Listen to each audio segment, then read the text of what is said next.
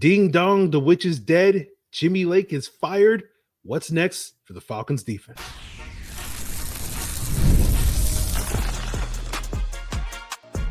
You are Locked On Falcons, your daily Atlanta Falcons podcast. Part of the Locked On Podcast Network, your team every day. Welcome back, everyone, to another illustrious episode of the Locked On Falcons podcast, your daily Atlanta Falcons podcast, part of Locked On Sports Atlanta, your team every day. And today's episode is brought to you by FanDuel, where you can end the season with a big return. New customers can place a $5 bet and get started with $200 in bonus bets if you win or lose your first $5 bet. Visit FanDuel.com to get started. So, guys, if you do not know me, I'm your very humble host, Aaron Freeman, a.k.a. Mr. Drew, a.k.a. the Jolly Green Giant, a.k.a. Mr. a.k.a. And I've been covering the Atlanta Falcons for a very long time, formerly at FalcFans.com, RIP, still going strong on this illustrious podcast. And I thank each and every one of you that goes strong with me each and every day. As everydayers, that means you make this podcast your first listen each and every day. Become an everydayer. All you have to do is subscribe or follow for free on YouTube or wherever you listen to podcasts. So today's episode, we are talking all about the now vacated defensive coordinator position for the Atlanta Falcons with the firing of defensive coordinator Jimmy Lake. We'll talk a little bit about, the potential impact of the firing of defensive line coach Jay Rodgers as well. We'll talk about the three intriguing, at least for me personally, most intriguing candidates for the Falcons DC position.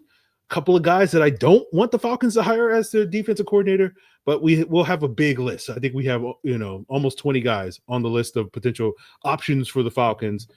So certainly we'll throw a lot of names out there and we'll see who the Falcons decide.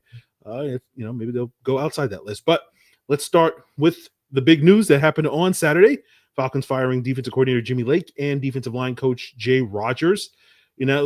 Those moves didn't come out of left field. If you've been listening to Jarvis Davis of Locked On Sports Atlanta, those were the two moves that he was pushing for the Falcons to make after the season in terms of dismissing those two guys. But I am legitimately surprised that the Falcons did pull the trigger on making those firings, right? As we discussed on Friday with Jarvis, I did not expect and did not think Raheem would pull the trigger and fire those guys. So I think you can praise Raheem Morris for doing the thing that I think most people think he should have done, which I agree with. But I think you can also criticize him for making those hirings in the first place, right? That when you talk about Jimmy Lake, the simple truth was he just wasn't that qualified. And that showed throughout the season. He's a very successful college defensive coordinator, but had little to no NFL experience.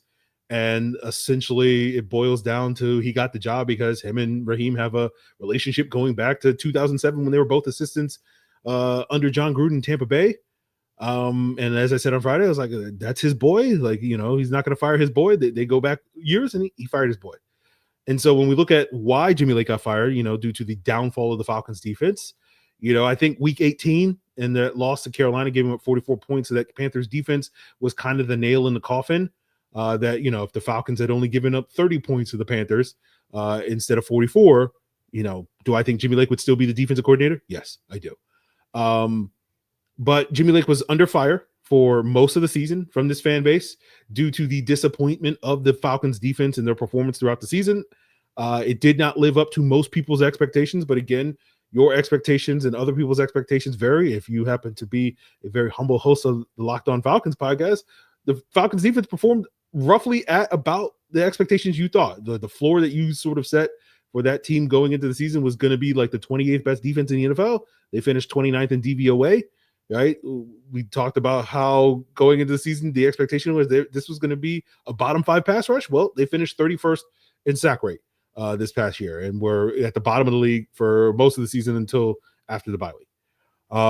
And, even though, I wouldn't look at this season as being like, oh man, I'm so shocked that the Falcons defense performed the way it did.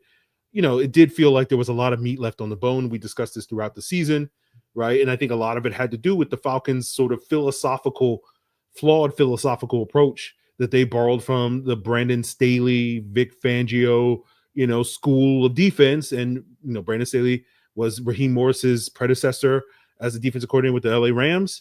And right, that philosophy is like we're gearing up to stop explosive plays, right? And it's the idea of so that you don't necessarily attack us with the 40 to 60 yard plays. We're just going to give you the 4 to 6 yard plays, right? And the one thing that the Falcons defense in 2024 was legitimately good at was eliminating explosives. Again, we remember the Vikings game, we remember the Seahawks game and whatnot, but outside of those two games, for the most part, they were pretty good at eliminating explosives. Overall this season, they were tied for the third lowest in terms of 20 plus yard plays allowed this past season.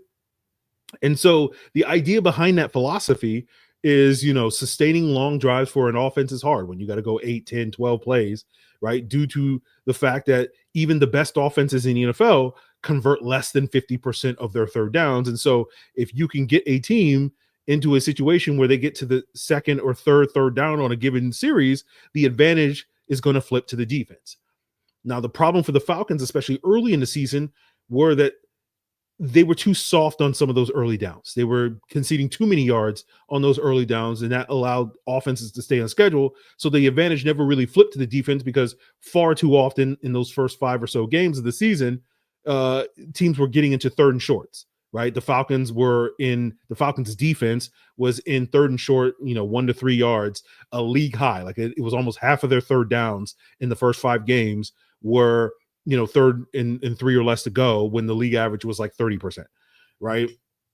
Now, they did get better at that over the course of the season. I think one of the ways that they were able to get better at avoiding those third and shorts was being more aggressive, dialing up more blitzes on early downs, right? Trying to get more of those negative plays to give the defense more advantageous situations in those third down situations. They were mostly able to achieve that after like week 5, week 6. Right. I think after week 6, they faced the lowest number of third and shorts in the NFL. But despite those improvements in the scheme, they still managed to be a below average defense. And I think that's due to them not necessarily having what they needed to have in terms of pass rush, in terms of run defense, the tackling, the coverage. It just simply wasn't good enough. And so while with Lake's dismissal, the new conversation is going to center on who's going to be calling the plays, who's going to be the new defensive coordinator, what that philosophy, what that scheme is going to be. But at the end of the day, let's not forget, it's really, when it comes to defense, really about execution. And that's where ultimately, even though the Falcons did adapt their scheme, they still failed because they weren't executing enough. And so the old adage that you've heard me say dozens of times on this podcast over the years, and you've heard other people say, it's when it comes to defense, it's less about the X's and O's and it's more about the Jimmies and Joes, right? I think the opposite is true in the offense.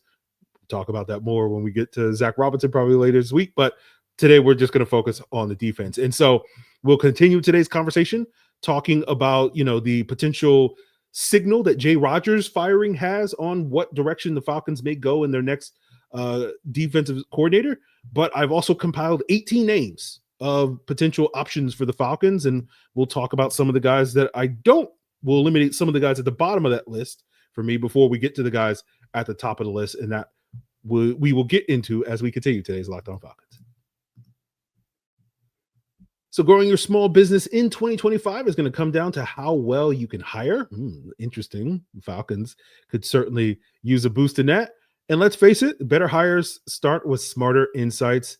And that's where LinkedIn comes in. LinkedIn is going to help you identify the right candidates and give you the confidence to make the best decisions for your business or team. It's a game changer when it comes to hiring the right fit. And LinkedIn will connect you with the best candidates using data that you won't find anywhere else, from unique skills and interests to connections you share. LinkedIn is going to help you find the right person for the job. In fact, 72% of small businesses say LinkedIn is going to help them find the right candidates. Having access to insights like what skills and interests your candidates have will help you feel confident when you pull that trigger. So hire smarter this year and find your next great hire on LinkedIn. All right. If you're the Atlanta Falcons, post that for free for the new defensive coordinator. I'm sure LinkedIn will help you out a little bit by posting your job for free at linkedin.com/LockedOnNFL. That's linkedin.com/LockedOnNFL to post your job for free. Terms and conditions apply. So it is playoff time, and if you're like me, you want to make the most out of these final weeks of football action, and that's where Prize Picks comes in, because if you love football and you want a chance to win real money while watching the games, Prize Picks is the place for you, right? It's the best way to turn your sports opinions into cash with daily fantasy projections. With Prize Picks, it's easy. Just pick more or less on their player stat projections, like total passing yards, rushing touchdowns, for a shot to win up to 1,000 times your money. With over 10 million members and billions in winnings, it's clear why people are loving this platform. I love the platform, and I was able to have a blast and make money by taking the more on Darnell Mooney's projections pretty much every chance I got this past season. And so if you want to have a blast, and make money, then make sure you download the Prize Picks app. Use code LOCKEDONNFL and you'll get $50 instantly after you play your first $5 lineup. Again, use code LOCKEDONNFL to get $50 instantly after you play your first $5 lineup. You don't even have to win. It's guaranteed. Prize Picks, run your game. So with Jay Rodgers firing, I do think this is noteworthy because Jay Rodgers was the defensive line coach for the Chargers under Brandon Staley when he was the head coach there for 3 years. He also served under Vic Fangio as a D-line coach for the Chicago Bears when he was there. And so the firing of Jay Rodgers hints at the possibility that the Falcons are moving away from the Fangio-Staley style of defense that I personally am not a huge fan of. But, everybody else is, but more on that later. So we'll see what the Falcons do in that regard. But that to me is also very notable that the Falcons didn't just fire Jimmy Lake, that they're also firing Jay Rodgers. And that to me suggests that they might be moving in a different direction philosophically, which I applaud. But I've compiled a list of 18 potential defensive coordinator candidates. Basically, the Falcons aren't the only team looking for a defensive coordinator currently. And so, I went around the internet looking at, lists compiled by the 49ers and Bengals and whoever else is on that list. So we got 18 names, right? And so, if we're thinking Raheem is going to go with somebody he's also familiar with, that he's spent time on a coaching staff with, there are 6 names that stand out. Jeff Ulbrich, the former Jets defensive coordinator and interim head coach. Gus Bradley, the former Colts defensive coordinator. Joe Barry, who's currently the Miami Dolphins linebackers coach, but was the former Packers defensive coordinator before this past season. Marquand Manuel, currently with the Jets as a defensive backs coach, but obviously served with Raheem Morris in Atlanta, just like Jeff Ulbrich. Aubrey Pleasant served with Raheem both in LA and in Washington when he was there. And I think he's currently with the Rams. Joe Woods served with Raheem, I think, in Tampa Bay, and now he's the Saints defensive coordinator. But if Raheem is going to go outside of his circle, there's plenty of other names. A dozen of them I've compiled. Robert Saleh, the former Jets head coach. Brandon Staley, the 49ers assistant head coach. Lou Anarumo, the former Bengals defensive coordinator. Patrick Graham, the Raiders defensive coordinator. Ryan Nielsen, the Jaguars defensive coordinator. Matt Eberflus, former Bears head coach. Dennis Allen, former Saints head coach. Steve Wilks, former 49ers defensive coordinator, who you guys may recall, came to practice one day and everybody just assumed like, oh, Steve Wilks is the top candidate. We'll see. But he show up to practice one time. I guess that makes Jamal Anderson the most likely candidate to be the running backs coach or something like that. But anyway, I kid. But a couple of other names of guys that aren't necessarily former DCs in the NFL, at least. Jim Leonard, who's currently the Broncos defensive backs coach. Steve Clinkscale, with the Chargers defensive backs coach, that sort of Jesse Minter defense that, so popular now with Mike McDonald and whatnot from the Michigan and Baltimore days. Speaking of Baltimore, Chris Hewitt, the Baltimore Ravens defensive backs coach, is probably the next guy in line to get, a promotion with all those coaches last year, getting DC jobs this year, as well as head coach with Mike McDonald. And Christian Parker, who is the Eagles defensive backs coach, another sort of Fangio disciple. And so, in terms of looking at that list of guys and saying like, who would I want? I think it's easier for me to basically say who I don't want, or at least the guys that I would be less enthusiastic if they were hired. Jeff Ulbrich, Gus Bradley, Joe Barry would top that list. Robert Saleh, Brandon Staley would top that list. They don't necessarily, those 5 guys don't really move the needle for me. I wouldn't sit here and say, oh, those are terrible hires, but I would be hard pressed. It would be harder for me to get as excited about those hires as maybe some other options. Staley is pretty self-explanatory. I think Robert Saleh, my issue with Robert Saleh is like, I think to make his scheme work, you need to have a dominant front. I think a big reason why the Jets defense took a big step back was because they weren't as good up front. And it wasn't like they were bad up front. They still had plenty of guys, but that you kind of need to be like elite at front to make that scheme work.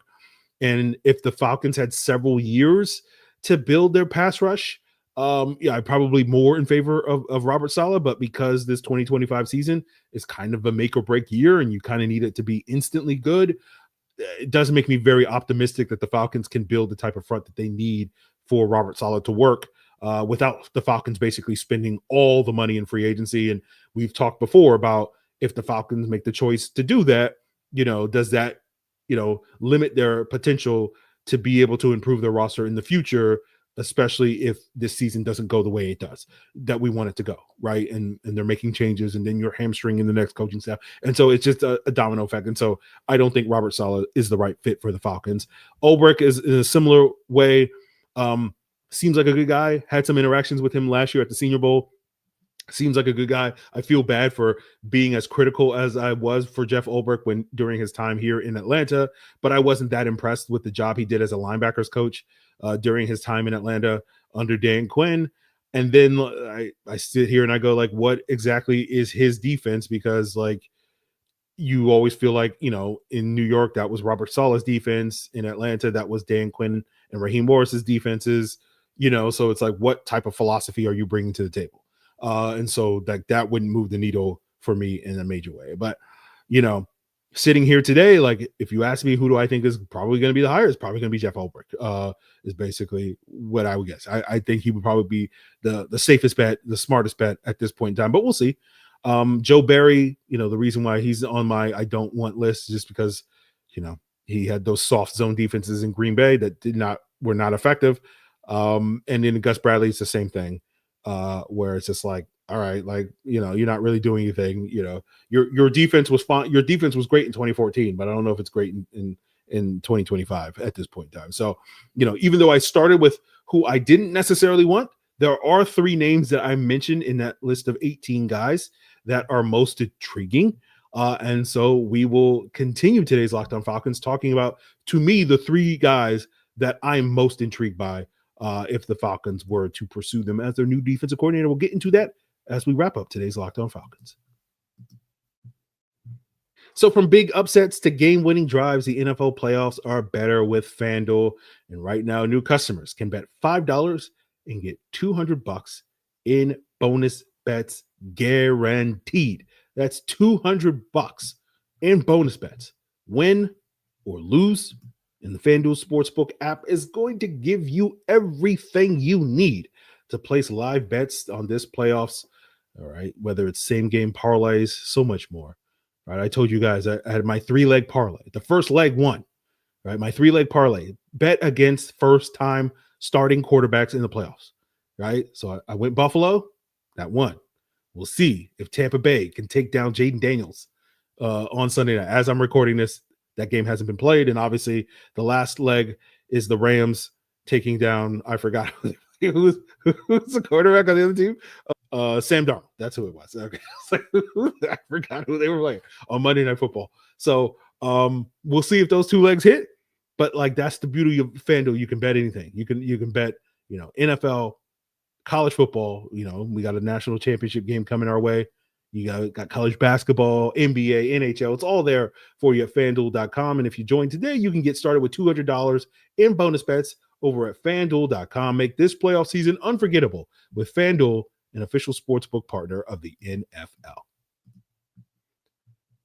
So there are 3 names that are intriguing to me. And don't confuse intriguing to be basically like, oh, I want these guys. It's just more just like, oh, these are names that intrigue me. Like I'm interested if it's like, oh, okay. You know me, guys, like I'm about the content, right?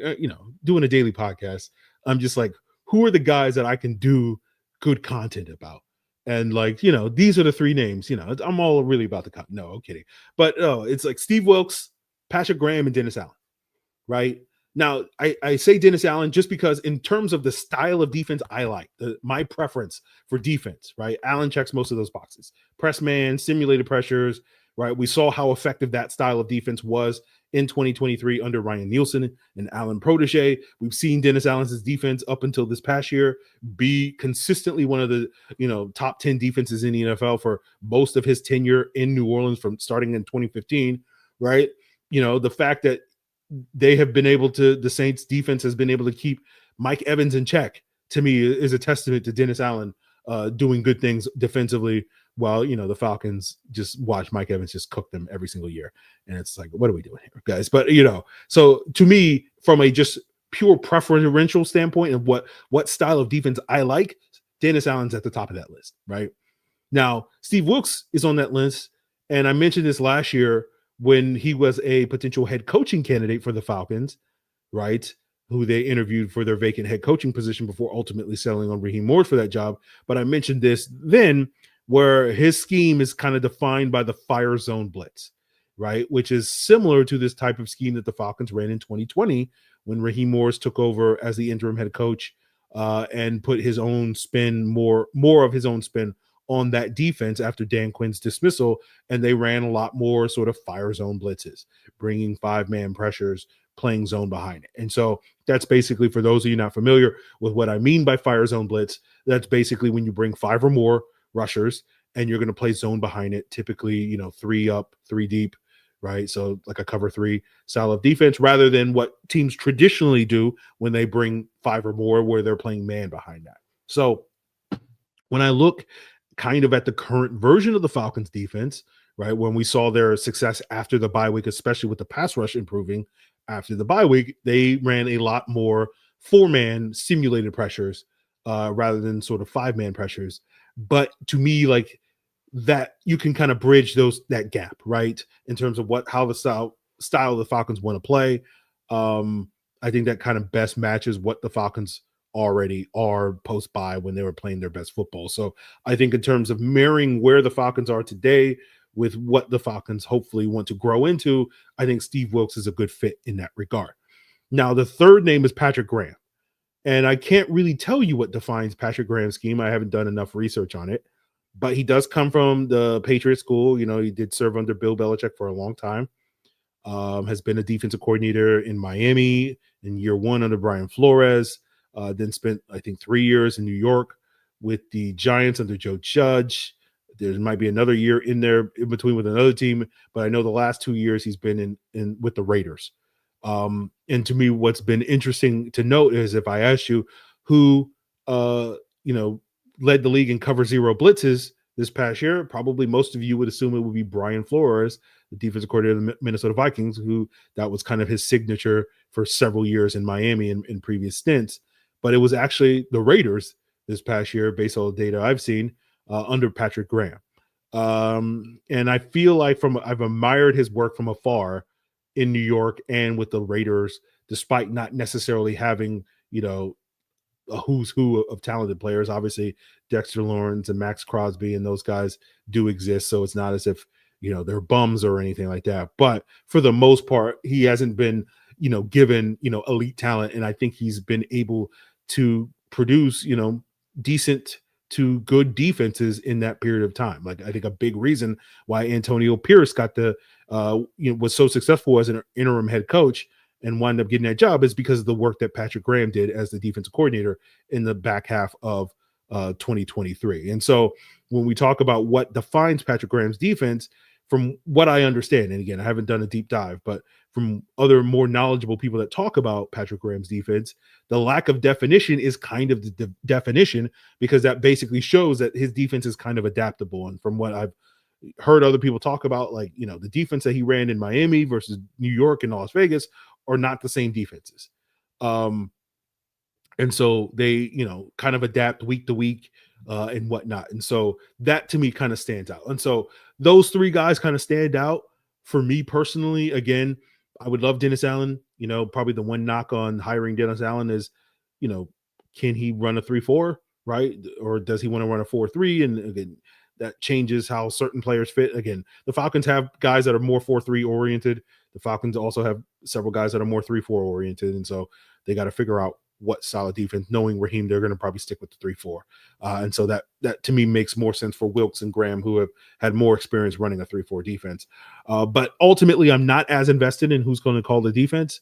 I'm more invested in who the players are that are going to be part of that defense. And to me, again, that's ultimately what's important, because regardless of defensive scheme, as I said, it's less about the X's and O's. It's really about the Jimmies and Joes. For example, the Falcons, the Rams, and the Panthers all basically run the same sort of scheme, right? But you saw varying degrees of success or failure if we're talking about the Panthers, this past year. And the main reason why is because those teams have differing talent levels. Like the Rams were a more effective version of that defense. Why? Because they have better players up front, Jared Verse and Kobe Turner and Braden Fisk and all those guys. Like they can get much more reliable pressure with 4 than what Atlanta or Carolina could do. Right. And so, these Fangio Staley schemes that have been so in vogue these last 5 to 7 years, Fangio's produced like 2 top 10 defenses in that period of time.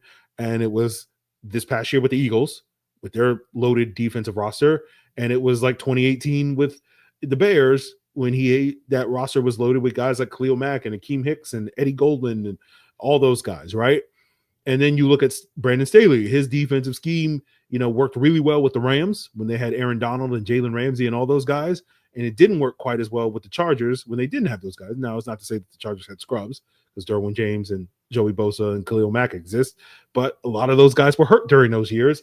And so that scheme did not work. And so basically the point I'm trying to make is that the scheme is not nearly as important as the players are. Now, my stance is not that scheme doesn't matter. It definitely does matter. It does matter. Right? As we discuss a lot this season, clearly the scheme matters and certain things that the Falcons could do schematically improve their defense. But I do think my official statement is I think scheme is overrated. Right.